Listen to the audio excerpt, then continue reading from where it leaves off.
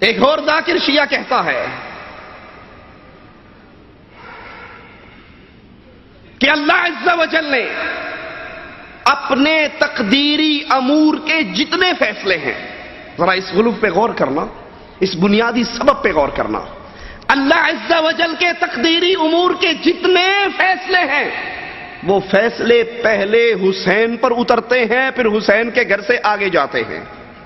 باقاعدہ وہ شکل بنا کر اپنی اس سیڑھی میں کیا کہتا ہے کہ اللہ کا حکم حسین پہ اترتا ہے اور اس کے سامنے آ کر یوں کھڑا ہو جاتا ہے اور پوچھتا ہے حسین بتا میں کدھر جاؤں۔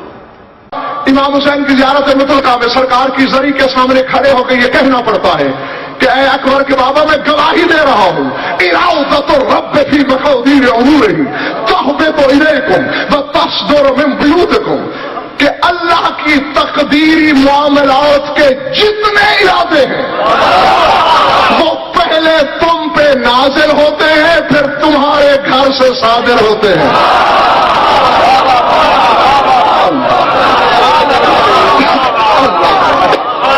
اللہ اکبر، الحمدللہ۔ نہیں، مجھے نہیں خبر کہ کس کے سر سے گزرا جولا، کس کی زمین دل پہ اترا۔ ارادۃ الرب، رب کے ارادے، فی مقادیر امور ہی، تقدیر کے امور میں، تہبط الیکم، آپ پر اترتے ہیں، وتصدر من بیوتکم، پھر آپ کے گھروں سے صادر ہوتے ہیں۔ پھر اب اللہ پہ بھی ایک فتویٰ لگا، جس کا ارادہ آ کر حسین سے پہلے پوچھتا ہے کہاں جاؤں۔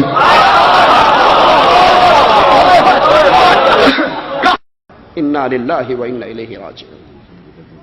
یہ مالک عز و جل کی قوتوں کو حسین کے حکم کے اندر قید کر رہا ہے، اور وہ مالک تو وہ ہے جو کہتا ہے اگر میں عیسیٰ کو، اس کی ماں مریم کو، ومن فی الارض جمیعا، اور زمین میں جتنے ہیں سب کو اٹھا کر جہنم میں ڈال دوں، مجھ سے کوئی پوچھ نہیں سکتا۔ لا يسأل عما يفعل وهم يسألون، کوئی اللہ سے نہیں پوچھ سکتا تو نے یہ کیوں کیا ہے، اور اللہ جس کو چاہے گا اٹھا کر پوچھ لے گا تو نے یہ کیوں کیا۔ مالک تو یہ کہتا ہے اپنے نبی کے بارے میں، لو تقول علینا بعد الاقاویل، اگر میرا نبی میرے ذمے کو جھوٹ لگا دے، میں اس کو اس کے داہنے ہاتھ سے پکڑ لوں، اس کی شہرت کو کاٹ دوں، تم میں سے کوئی اپنے نبی کو چھڑا بھی نہ سکے۔ اور یہاں کہتا ہے یہ ذاکر کے نہیں، اللہ کی تقدیری امور کے سارے فیصلے حسین کے اوپر نازل ہوتے ہیں، پھر حسین کی مرضی سے، حسین کے گھر سے وہ نافذ ہوتے ہیں۔ کہتا ہے کہ حسین، علی، فاطمہ، حسن، یہ 12 امام اور ایک خاتون جنت اور ایک رسول، یہ 14 اللہ نے جتنی مخلوقات کو پیدا کیا ہے یہ ان مخلوقات کی تخلیق میں واسطہ ہے، اور اگر یہ نہ ہوتے تو دنیا میں کوئی چیز پیدا نہ ہو سکتی۔ لا حول ولا قوت، لیکن جس کو حکم دے رہا ہے اس میں پیدا ہونے کی طاقت ہی نہیں ہے، تو یہ ہمارے 12 امام مل کے اس کے اندر پیدا ہونے کی طاقت پیدا فرماتے ہیں۔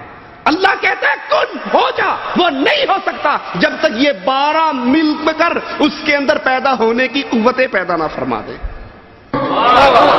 ابھی 4 دن پہلے کی بات ہے، میں کوئی زیادہ پرانے مجتہد کا نام نہیں لے رہا، آقا سید محمد شیرازی، انہوں نے 3 جلدیں لکھی ہیں من فقہ الزہرا، اس کا نام ہے، بی بی کے اسی خطبے کا حوالہ دے کے فرمایا لوگوں تم نے کیا سمجھا، کیا کہہ رہی ہے بی بی کہ ہم خالق میں اس کا وسیلہ ہے، یہ نہیں کہ ہم صرف اللہ تک ملاتے ہیں۔ محمد شیرازی فرماتے ہیں بی بی کے کہنے کا مقصد یہ ہے کہ آدم ہو یا غضنفر، چوبی ہو یا ہاتھی، جن ہو یا بشر، انسان ہو یا فرشتہ، کوئی شے اللہ خالق کرتا ہی نہیں جب تک درمیان میں وسیلہ ہم نہ بنے۔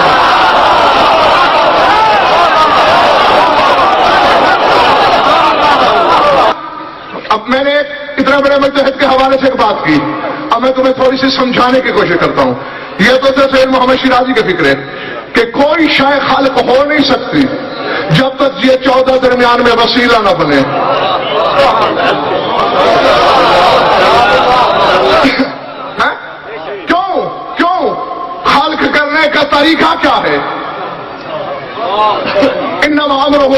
اراد شیئا یقول لہ کن فیکون. اللہ حمدانی صاحب کون کہتا ہے وہ شے ہو جاتی ہے.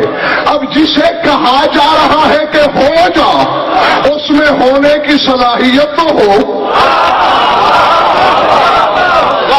ایک شے وجود ہی نہیں رکھتی بس وہ زبان بے زبانی سے ارادے میں کہتا ہے ہو جا. نہ ہونے کو ہونا کرنے والے یہ 14 ہیں. یہ وہ غلوف کا راستہ جو شرک کا بنیادی دروازہ ہے، جس کے ذریعے سے شرک داخل ہوتا ہے، جس کے ذریعے سے شرک پہنچتا ہے.